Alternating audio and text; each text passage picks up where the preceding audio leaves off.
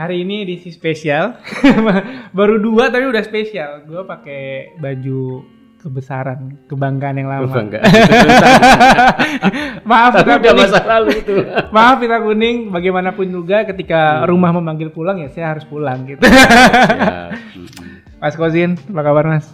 Kabar baik, selalu sehat walafiat. Ini mentor lama ya, ketemu lagi itu. di tempat yang lama. Ketemu sama Mas Kozin dari Gerakan Turun Tangan. Nggak mau disebut yayasan ya Mas? Gerakan Turun Tangan. Gerakan Turun Tangan. Yayasan itu mensiasati administrasi negara aja. Oh gitu. Ini ya, mau memperjuangkan ini ya, apa menembus batas-batas pemerintahan kayaknya. Ya kita memang harus menembus lintas batas supaya bisa lebih meluas kan begitu ya. Kalau terkungkung kan nggak bisa luas. Gerakan kan begitu. Mas Kozin, Ketua Gerakan Turun Tangan. Ya. Ketua Gerakan Turun Tangan. Selamat datang Mas di Pita Kuning. Thank you. Ya, ini rumah baru saya. Sebelum kita lanjut mantan Mas. Ya kamu, jadi mantan kamu ya? Mantan apa? Mantan turun tangan ya? Ya enggak dong, kan turun tangan kan nggak punya alumni katanya. Kalau turun tangan itu selamanya ya? Selamanya. Sebagai relawan itu selamanya. Nilai-nilainya terus dibawa. Oke. Kembali ke pertanyaan dasar Mas, sebenarnya turun tangan itu apa? Turun tangan itu gerakan turun tangan. Gerakan yang ngajak orang untuk tidak hanya urun angan, tapi turun tangan. Hanya ditambahin T aja. Ya, tadinya tidak ada T-nya dikasih double T jadi bergerak. Makanya namanya gerakan. Karena dia tidak hanya mau bicara saja tapi ingin bergerak, melakukan sesuatu. Direct action begitu ya. Peduli, terlibat, ikut campur gitu. Kalau 8 tahun berarti dari 2013 ya Mas? 2013 berarti sejarahnya gimana tuh 2013 tuh? Aku juga generasi lama ya. Generasi awal, cuma kan di kota di Jawa Timur gitu. Kalau asal mulanya? Sebenarnya kamu bisa jelasin sendiri. Ya masa ada ketuanya, masa aku harus ngejelasin gitu kan? Iya. Ya sejarahnya dulu sebenarnya memang awalnya itu memang seperti namanya, kita itu gelisah ya dengan kondisi bangsa ini yang kadang di jalan aja itu masih dipredatorin gitu loh. Kita naik motor aja disemprit, tahu-tahu dimintain uang gitu ya dengan tujuan pentilnya hilang gitu ya. Iya. Mau lamar apa harus tersekian kan gitu ya. Kemudian lihat politisi itu dikit-dikit ketangkap KPK gitu ya. Tadinya miskin jadi pejabat tiba-tiba kaya raya gitu. Nah hal-hal begitu yang kemudian membuat anak-anak muda itu waktu itu jengah, apatis, tidak ada yang mau peduli lagi dengan persoalan bangsa. Maunya individualis saja. Maunya gue lulus kuliah yang bagus, berprestasi, gue lulus, gue cari kerja yang bagus, ngumpulin uang, nikah, bikin keluarga, bikin rumah yang bagus, kendaraan yang bagus, udah gue hidup nyaman. Gue nggak peduli yang lain kan gitu. Nah itu kondisi umum. Nah akhirnya kita ingin, nggak bisa kalau anak-anak muda dibiarkan begini terus, menjadi individualis, menjadi hanya ngurusin diri sendiri. Padahal negeri ini itu didirikan oleh orang-orang yang peduli, yang mau turun tangan untuk memerdekakan bangsa ini kan gitu. Udah akhirnya kita coba gali nilai-nilai kembali. Nilai-nilai yang sebenarnya dimiliki oleh para founding fathers-nya, yaitu nilai-nilai kerelawanan. Apa yang kita sebut dengan hero, apa yang kita sebut sekarang dengan istilah pahlawan, sesungguhnya mereka itu basisnya adalah relawan. Karena mereka mau mengorbankan mungkin kelasnya, ya kastanya, uangnya, hartanya, bahkan nyawanya untuk mikirin gimana bangsa ini bisa bermartabat. Nah itulah kira-kira awalnya. Maka ya muncullah itu namanya turun tangan itu. Kalau dari sisi namanya aja kata aktif ya.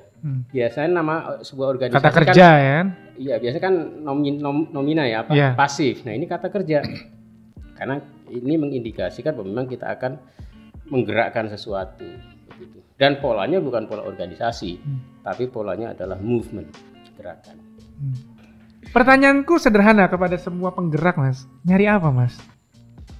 Apalagi Mas Kozin di usia 44, 45. Kalau misalkan aku tanya bapakku misalkan 44, 45, dia fokus cari nafkah untuk keluarga gitu kan. Yeah. Mas Kozin sedangkan membina banyak anak-anak muda. Ya Mas Kozin juga tahu pasti dia ya mungkin bisa berhasil, bisa juga gagal, dan mungkin pasti banyak gagalnya gitu kan. Betul. Buat apa Mas? Mau ngapain sih Mas? Iya, saya juga begini ya. Ya ini kaitannya dengan pengalaman juga ya. Pengalaman orang mungkin sebagian orang berpikir tentang karir, earning money gitu ya, untuk hidup sejahtera ya. Tapi jujur saya itu nggak pernah berpikir itu. Saya nggak tahu apakah itu proses hidup saya begitu ya. Tetapi saya itu saya hampir nggak pernah ngelamar kerja. Karena sesungguhnya pekerjaan yang saya lakukan itu selalu hasil dari sebuah interaksi dengan berbagai jejaring-jejaring itu yang kemudian membutuhkan saya untuk melakukan itu begitu. Jadi hampir nggak pernah ngelamar kerja. Nah, proses itu mungkin yang kemudian buat saya ini akhirnya menjadi begini. Ya saya itu merasa senang, merasa bahagia, atau kalau dalam bahasa filosof itu merasa bermakna gitu ya. Merasa bermakna atau exist gitu ya. Itu ya ketika ngementorin seseorang, ngementorin sesuatu gerakan gitu ya, gerakan sosial ya, gerakan sosial, dan kemudian melihat ada perubahan sosial ya, dalam segala skala gitu. Gitu. Makanya saya selalu nulis di dalam status medsos saya itu adalah antusias terhadap perubahan sosial, karena itu menarik bagi saya. Itu membuat hidup saya itu seperti dinamis begitu ya, membaca perubahan-perubahan itu. Nah, lebih asik lagi itu ketika perubahan itu ternyata hasil dari keterlibatan kita. Gitu. Jadi kita merasa, oh saya ikut ngarsiteki perubahan ini. Gitu. Mungkin bisa jadi pengalaman yang sama dialami juga oleh arsitek sebuah bangunan gitu ya. Bukan mahal atau tidak mahalnya sebuah bangunan, tetapi hasil dari sebuah bangunan itu yang kemudian memberikan kepuasan ya kepada yang bersangkutan. Meskipun dia nggak nempatin bangunan itu. Iya, begitu. Mungkin dia nggak menempatin. Gitu. Begitu bangunan jadi, mungkin dia akan merancang sesuatu yang baru kan begitu. Betul. Karena nggak pernah menemukan kepuasan gitu. Ya, saya juga mungkin mirip begitu. Gitu. Ini berhasil, oke.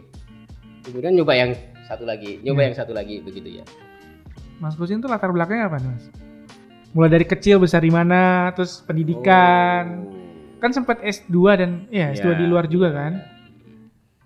Ya latar belakang kecil biasalah ya, anak petani, kemudian orang tua yang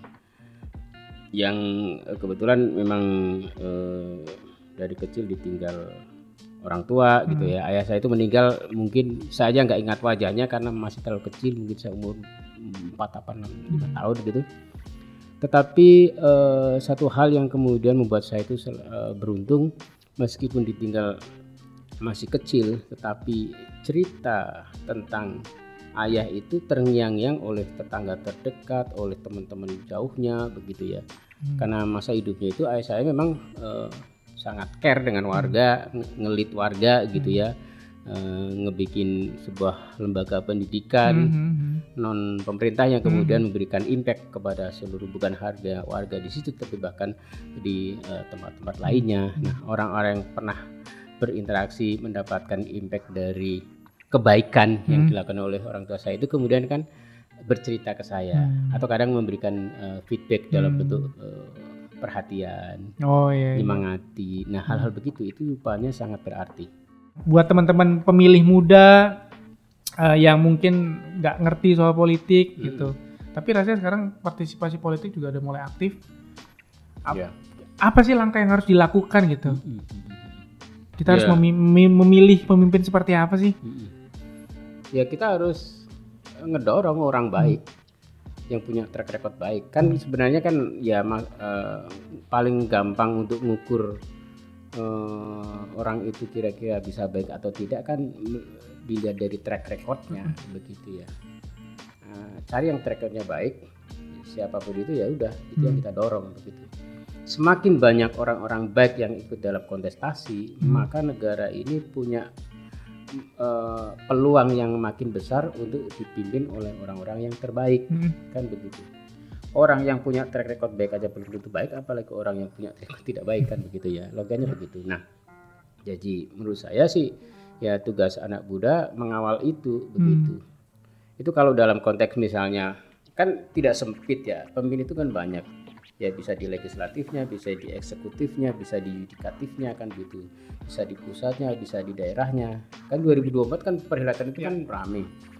Nah, dari sekarang disiapin.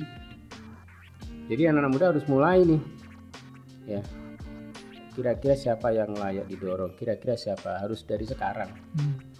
Tentu tidak harus eksplisit juga, ada bisa simpen dulu apa, tapi didorong supaya apa, posisi-posisi itu diisi oleh orang-orang yang memang punya track record baik. Tujuannya apa? Semakin banyak orang-orang baik yang memimpin negeri ini makin baik. Kalau negeri ini baik, yang dapat impact dari kebahagiaan itu ya kita juga, pribadi kita, keluarga kita, kan gitu. Saya punya anak, saya nggak rela dong kalau negeri ini dipimpin orang baik kemudian nanti anak saya jadi korban ya. Jadi korban ya. Jadi korban kekerasan yang dilakukan oleh rezim, atau menjadi korban misalnya pendidikannya nggak bagus. Ya itu sederhana saja. Maka saya harus turun tangan gitu, supaya nyelamatin gitu.